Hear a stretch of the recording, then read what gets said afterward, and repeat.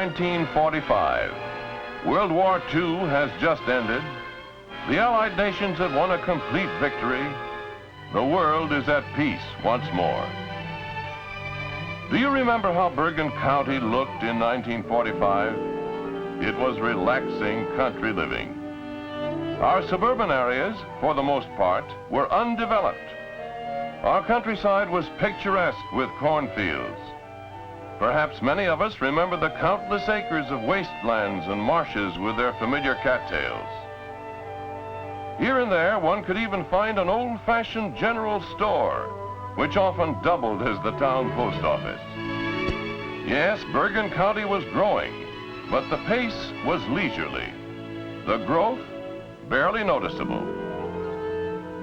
But the moment wartime restrictions were lifted on steel and other critical materials, things began to happen. Bergen County was on the move. With dramatic suddenness, fields were uprooted, woodlands were cleared, large housing and apartment developments began popping out all over. The building boom was on.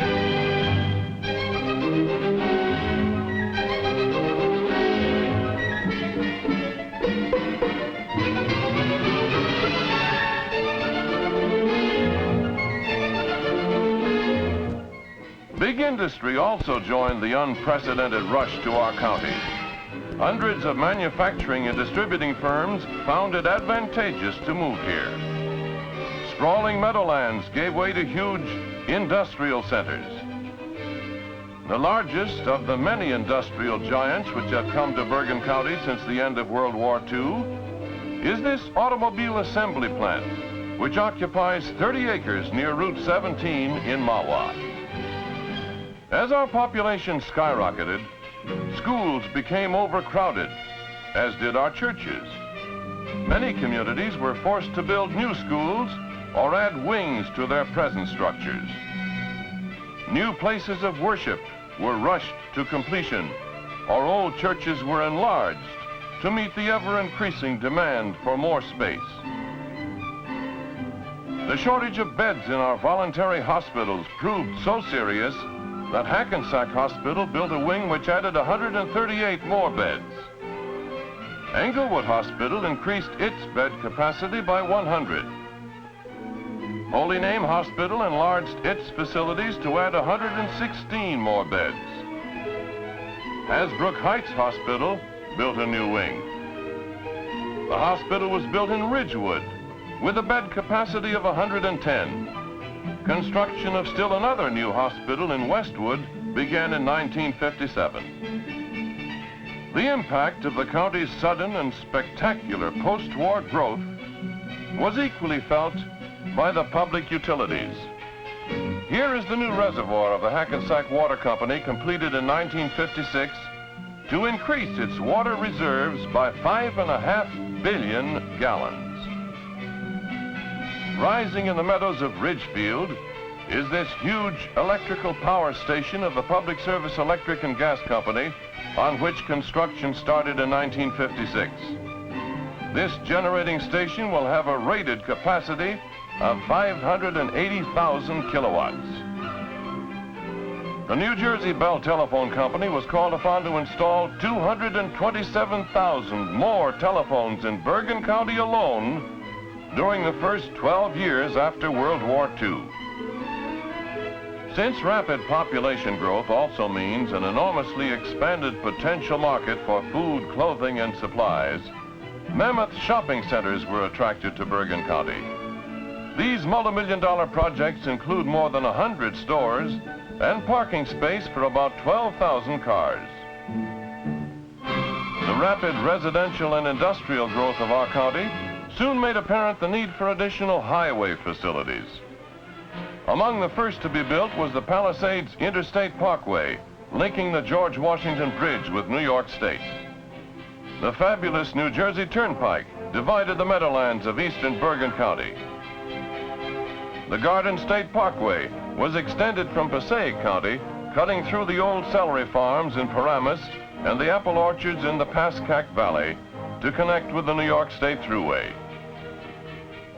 However, such progress had its price. hundreds of homes in the paths of these modern fast-speed superhighways had to be moved or demolished. Concrete and asphalt were beginning to replace the once familiar green look of historical Bergen County. Our county-owned roads, which, like our state highways, had been adequate only a few years ago, were suddenly outmoded. The Board of Freeholders launched a long-range road rebuilding program. Priority was given, for example, to the widening of Forest Avenue and Schralenberg Road, two main county arteries. Major county bridges are steadily being replaced by larger and more modern spans. Sewage disposal fast became a health menace in many communities. Municipal treatment plants could not meet the increased schools, more roads, in fact, more of all public facilities. Here was a health problem which would have seriously inhibited the growth of many towns had the Board of Freeholders not taken the leadership by creating the Bergen County Sewer Authority. It was this body, with the cooperation of the freeholders, which built a trunk line sewer system and a common treatment plant to serve 12 municipalities. The authority's facilities are now being extended to serve 16 more communities. Realizing that desirable park properties were rapidly being acquired by home builders and industry, the Board of Freeholders took a vital step to preserve the suburban character of our county by establishing the Bergen County Park Commission. More than 3,000 acres of desirable land have since been acquired for park purposes, and many areas are now opened for public use. As the county continued to grow, it became apparent that there was a need for a specialized county-wide educational service. Again, the freeholders took the initiative by constructing the County Vocational and Technical High School, which today has an enrollment of 700 students. The school is also used for adult education in the evening. To help meet the critical need for additional hospital facilities in Bergen County, the Board of Freeholders built this 9-story county hospital in Paramus. Opened in 1953, it has a bed capacity of 365. When many communities were faced with still another problem, that of refuse disposal, the freeholders sponsored a sanitary landfill operation in the Overpeck Meadows.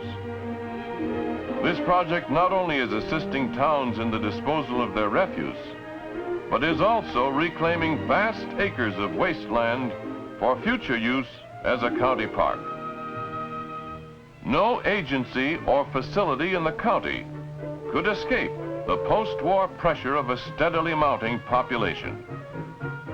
Courtroom and jury room space became seriously inadequate. There also developed an urgent need for more county administrative space. This led to the groundbreaking in 1957 of a new wing to connect the courthouse, county administrative building, and the county jail. County government also took the leadership in building a diagnostic center with special facilities for the care of older delinquent children.